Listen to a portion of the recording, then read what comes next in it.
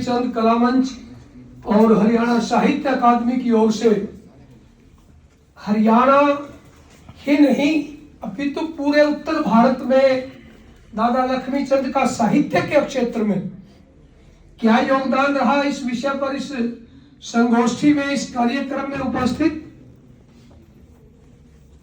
जिला पानीपत और आसपास के इलाकों से सभी जिम्मेवार और विद्वत मंडल यहाँ पर बैठा है। मैं आप सबका स्वागत करता हूँ, धन्यवाद करता हूँ, अभिनंदन करता हूँ।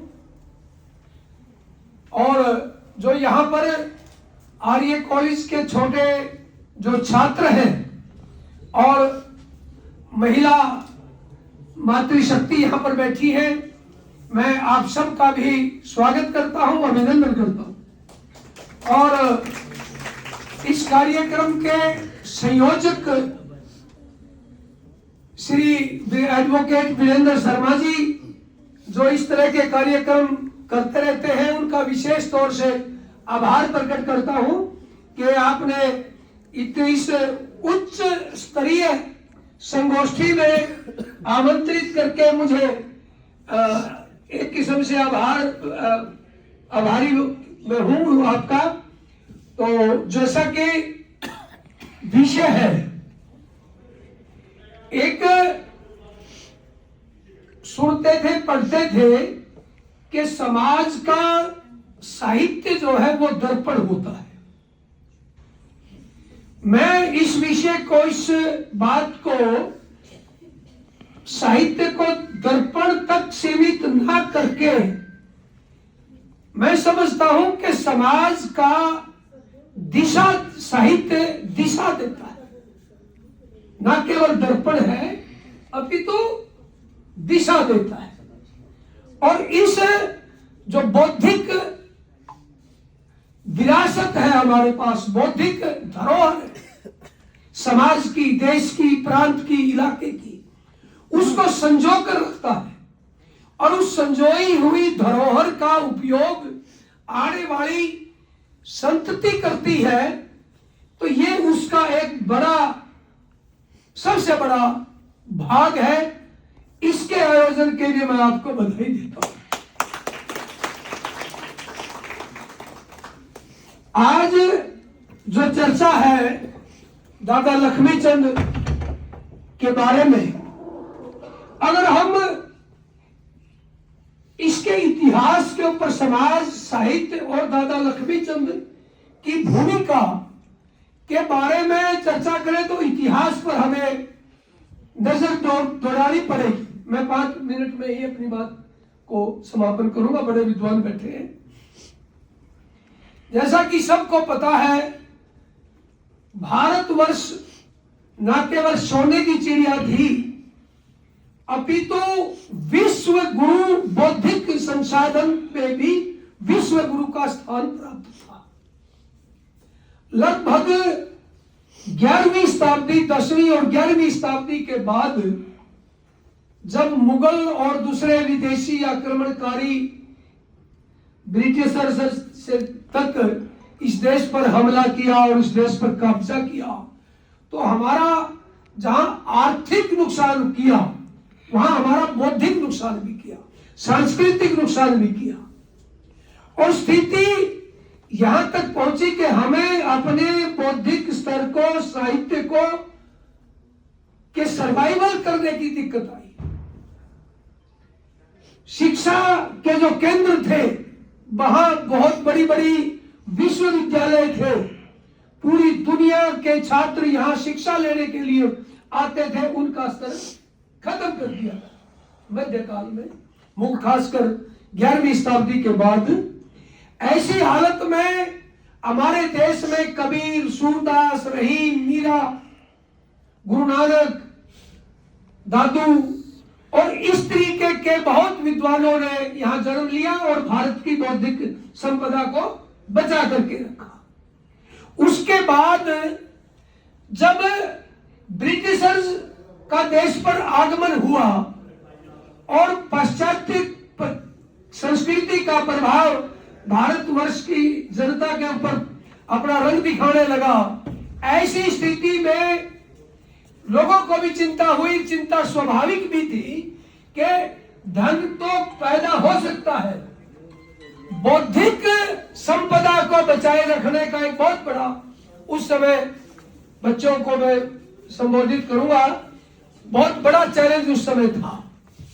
और उस काल में खासकर 20वीं सदी में जब दादा लक्ष्मीचंद जी का आविर्भाव हुआ, उस समय ब्रिटिशर्स की पाश्चात्य सभ्यता और संस्कृति और शिक्षा का प्रभाव पड़ना आरंभ हो गया था। ऐसी स्थिति में हमें अपने संस्कार, अपनी संस्कृति, अपना साहित्य, अपना बौद्धिक संपदा को बचाने का बहुत बड़ा चैलेंज था।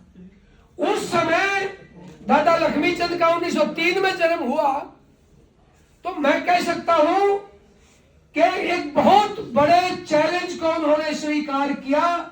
बेशक उनकी पढ़ाई किसी स्कूल में नहीं हुई, ऐसी हालत में परमपिता परमात्मा ने ही उनको अवतरित करके भारतवर्ष की उत्तर भारत के क्षेत्र में उनका जन्म हुआ, और उन्होंने अपनी जो ड्यूटी परमपिता परमात्मा ने उनकी दी थी भारतीय संस्कार संस्कृति को बचाए रखने की, वो उन्होंने पूरी की।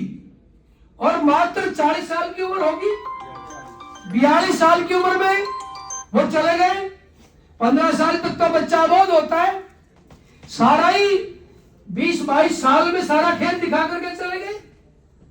मैं कहता हूं 1915-20 से लेकर के और आज 2026 है, भारतीय ग्रामीण परिवेश के संस्कारों के ऊपर अगर किसी का प्रभाव सबसे ज्यादा है तो वो दादा लक्ष्मीचंद का है। ये कोई छोटी बात नहीं थी बच्चों।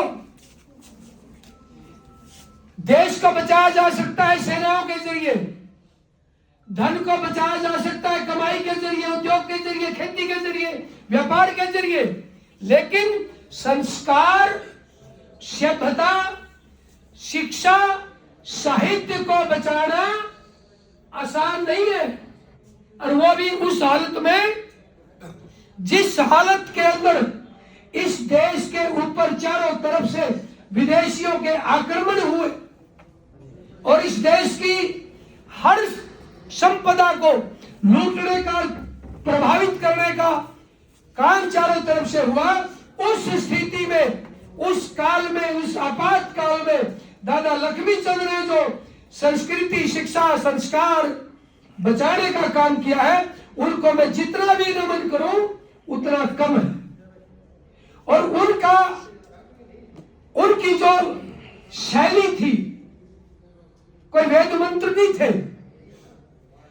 आरंभ में, भारतवर्ष के आरंभिक काल में जब वेदों की शिक्षा थी, जो गुरु संस्कृत थी, उसके बाद उपनिषद आई, दर्शन आए, पुराण आए, स्मृतियां आई, वो सब गुरु शब्दों में थी।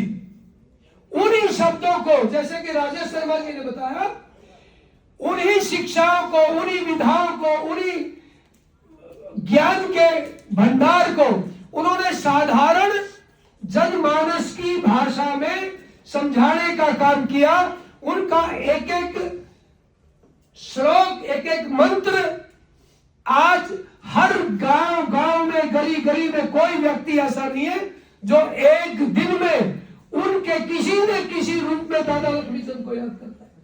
और यहां तक नहीं, पाकिस्तान की भी बहुत वीडियो आती है, जो पाकिस्तान में भी दादा लक्ष्मीचंद के छंद गाए जाते हैं। तो उस विधा को बचाने की जो आज आयोजकों ने किया है, मैं पुनः से एक बार बधाई देता हूं। और मेरा परिचय बहुत बड़ा चढ़ा के कर दिया, मैं इसके ऐसा नहीं हूं। मैं तो साधारण किसान परिवार में पैदा हुआ, कोई दूर दूर का हमारा विद्वता से संबंध नहीं है। हाँ, श्रोता जरूर है और उनके श्रद्धावान जरूर है। तो उन्हीं से एक प्रेरणा लेकर के मैंने, जब मेरा नाम उसमें शर्मा जी ने ही मुझे प्रेरित किया, कुछ चर्चाएं होती थी कि इसको लिखो, तो मैंने चलो मैं उन्हीं से शिक्षा लेकर के मैंने एक अपनी 4 लाइनें लिखी है। ये 4 लाइन सुनाने का ये जीवन का मेरा पहला अनुभव है। उसमें आप कोई कमी होगी तो मैं चाहूंगा कि आप क्षमा करेंगे। ये लाइनें हैं, शब्द पंक्तियां हैं, कोई गीत नहीं है। साधारण सी शिक्षा जो उन्होंने दी है, समाज का, हमारे आपस के व्यवहार का, और मूल रूप से हम क्या है उसके बारे में विचार जो मन में आया तो मैंने लिखा है।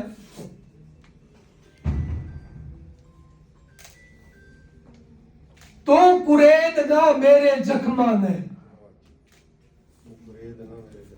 तो कुरेद ना मेरे जख्मा ने, मेरे दर्द सुनाए ना जांदे, रोए के सुन ले हंस के गा दे, या रीत जमाने की कहते। ये जमाने की रीत है। मेरे दुखों का मैं खुद दोषी हूं, मेरे दुखों का खुद मैं दोषी हूं, किसी और को उलाना के दे दूं। जिसे कर्म करे उसा फल पाया, जग हंस दिया उसने के कह दूं। बीते दिन दोबारा नहीं आते, ये दर्द सुनाए नहीं जाते। मौका तो दिया था मुझको भी, लेकिन मैं रस्तों में उलझ गया। साधन मिले थे बर्तन की खातिर, साधन संसाधन मिले थे बर्तन की खातिर, मैं उनको अपना समझ गया। भूल गया सदा कोई नहीं रहते, ये जख्म सुनाए नहीं जाते। उस प्रभु ने भेजा है हमको, उस प्रभु ने भेजा है हम सबको, कुदरत के सुंदर उपहार दिए। उस प्रभु ने भेजा है हमको, कुदरत ने सुंदर उपहार दिए। उन उपहारों का सही उपयोग करूं, एक दूसरे का सहयोग करते रहिए। धर्मवीर रहो जीवन का आनंद पांदे, ये दर्द सुनाए नहीं जाते, ये जख्म सुनाए नहीं जाते। आपने मेरे को समय दिया, मेरी बात सुनी, मैं आपका बहुत बहुत आभार प्रकट करता हूं।